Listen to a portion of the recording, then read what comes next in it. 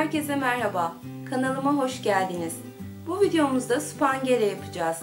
Hemen malzemelerimizi sayarak başlayalım. Malzemelerimiz 1 litre süt, 1 su bardağı soğuk su, 3 yemek kaşığı tepeleme un, 6 yemek kaşığı toz şeker, 2 adet yumurta sarısı, 3 yemek kaşığı kakao, 80 gram çikolata, 2 yemek kaşığı tereyağı.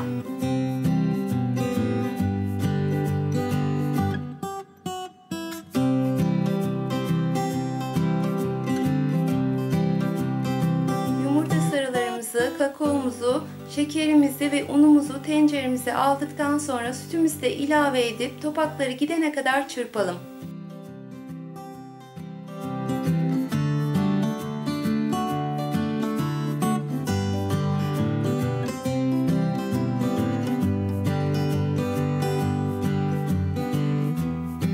Ocağımızın altını yakıp spangelimiz kıvam alana kadar sürekli karıştırarak pişirelim.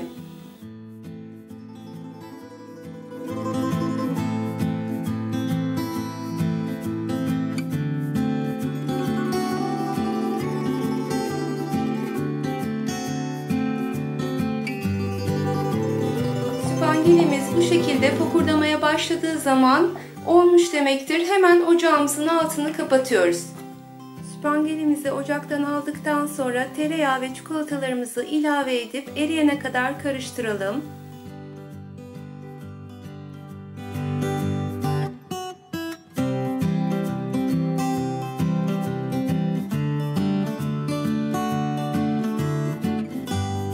Çikolata ve tereyağımız eridikten sonra spangelimizi soğuması için bekletiyoruz. Bu esnada ara ara karıştıralım ki üzeri kabuk tutmasın. 10 dakika dinlendirip soğuttuğumuz spangelimize buzdolabında beklettiğimiz 1 su bardağı buzlu soğuk suyumuzu ilave edip mikserle çırpalım.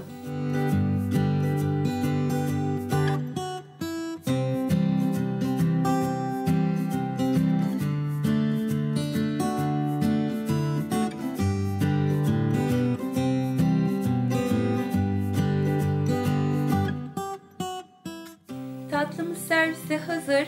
Spangelinizi servis etmeden önce servis kaselerinizin dibine kek dilimleri dizebilir ya da benim gibi sade servis edebilirsiniz.